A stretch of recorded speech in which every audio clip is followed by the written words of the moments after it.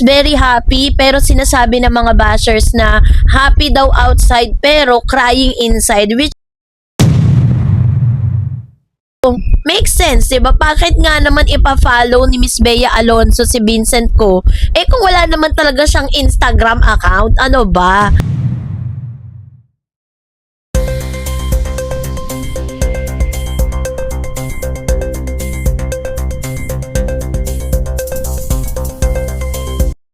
Ni Miss Bea Alonzo, abay may rest back patungkol sa issue ng pag-unfollow nito kay Mr. Vincent ko. So yan ang ating pag-uusapan maya-maya lang. But before that, if you haven't subscribed yet to my YouTube channel, please don't forget to like, share, and subscribe.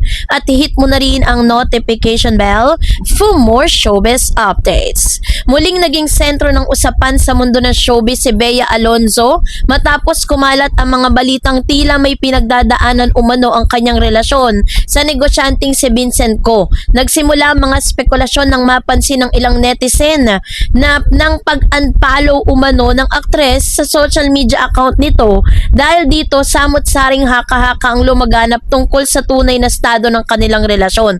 Alam po natin na talagang dumaan po sa matinding pagsubok yung relasyon ni Vincent ko at ni Miss Bea Alonzo, kung saan si Bea po, ang nakakatuwa kay Bea, she's very happy pero sinasabi ng mga bashers na happy daw outside pero crying inside, which is normal.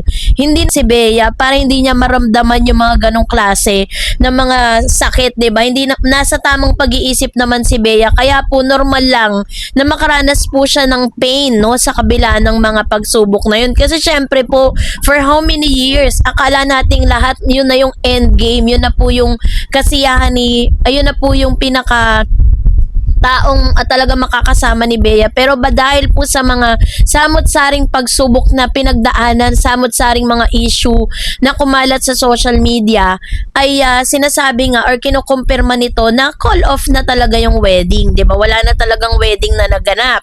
Gayon pa man, sa kabila ng mga intriga at usap-usapan, pinilay po ni Bea na ituon ang kanyang pansin sa trabaho. Sa halip na magsalita tungkol sa mga isyong personal, ipinakita ng aktres ang kanyang professionalismo sa pamamagitan ng pagbabalik sa set ng kanyang bagong project sa GMA Network, ang Whispers from Heaven.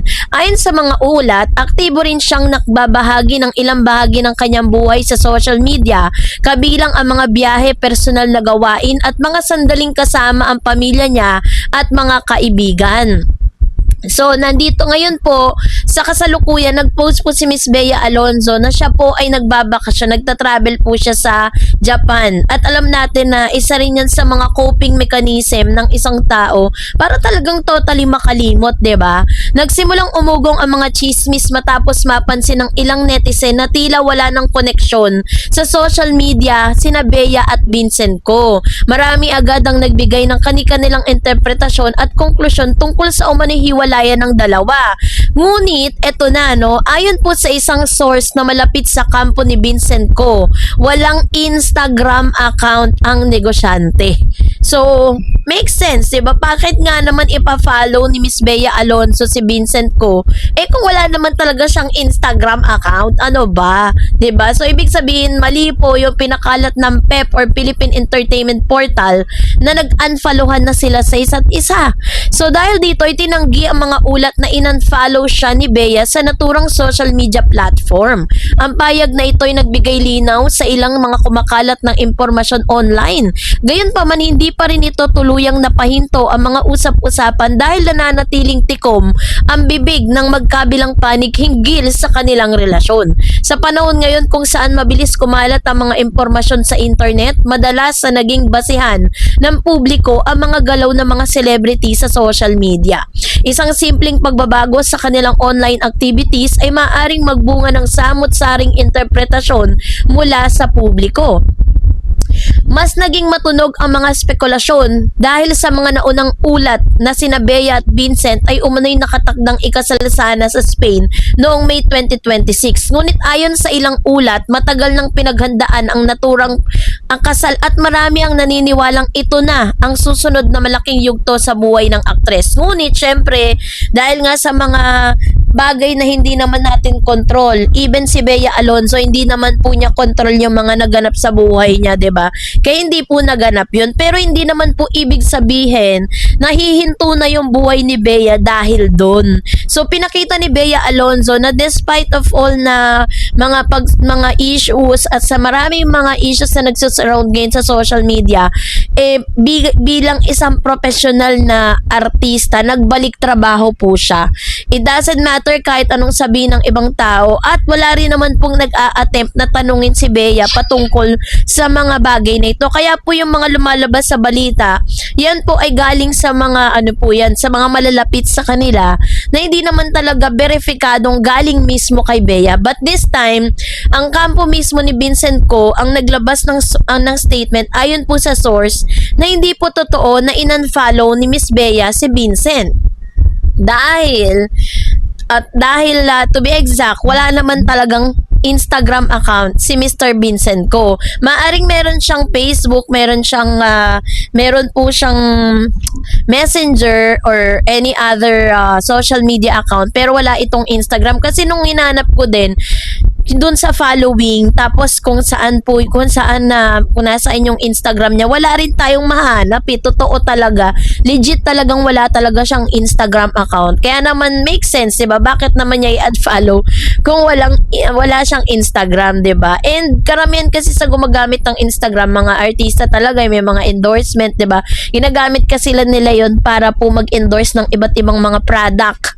At the same time, syempre, nagpo-post sila doon dahil earnings din kasi yon na matatawag na pag-aari din ng Meta, 'di ba? So, kaya naman yung mga chismis na yan, lahat po yun dinebank ng kampo ni Mr. Vincent Co. Pero yung issue patungkol sa pagkakansela ng kasal at yung issue patungkol dun sa pagkakaroon po nila ng prenuptial agreement, wala naman pong sagot pa at nananatili pa ring tahimik si Bea at si Vincent. Kaya nga ang wish nating lahat, sana maayos. Alam ko naman na nagmamahalan silang dalawa, 'di ba? So, kung sakasakali man na maayos pa, 'di ba? Why not? Kasi parang deserve naman talaga ni Miss Bea Alonzo na sumaya, 'di ba? Sa haba ng panahon. At the same time, nasa tamang age na siya eh. Nasa tamang panahon na para po siya ay talagang mag-settle down, 'di ba? Magkaroon ng sariling family. At ang maganda lang kay Bea Alonzo, siya po ay simbolo ng isang matatag na babae. Napaka-classy na girl, 'di ba? Na kahit ano pa mang mga issue yung nagkalat, kahit ano pang mga usapin ang nagkalat patungkol diyan, is nananatili siyang tahimik at hindi niya sinisiraan si Vincent Co. 'Di ba? Wala siyang sinasabing against Vincent Co. Ganon din naman si Vincent, wala rin. Although minsan sa interview, tinanong si Vincent patungkol kay Bea, ang sagot lang ni Vincent is tumawa lang siya pero walang mga words na lumabas sa bibig niya. Maaaring usapan nila yon na in case na magkaroon sila ng maghiwalay silang dalawa, is dapat protektahan pa rin nila ang isa't isa. 'Di ba? Yun ang maganda, na maghihiwalay kayo na meron kayong respeto sa isa't isa. So yun po yung nakikita ko doon. And masaya tayo na makita si Miss Bea Alonzo na super travel siya kahit saan natin siya nakikita. At ngayon nagta-travel po siya sa Japan. Pinakita niya po yung kanyang mga Instagram post, nakalat din sa Facebook, na ilang mga kababayan natin na nag-post na nakita nila sa airport si Miss Bea Alonzo. Kaya naman, Bea, enjoy your life because you deserve to be happy. At sana makatagpo ka na rin ng talagang totoong taong magmamahal sa'yo, may prenup man o wala. So, kayo po, anong niyang saloobin patungkol dito? Mag-comment kayo sa comment section. And that's it for today. For more videos and updates, please don't forget to like and subscribe. And please don't forget to follow my Facebook page, Dareds TV, and Dareds channel. God bless everyone.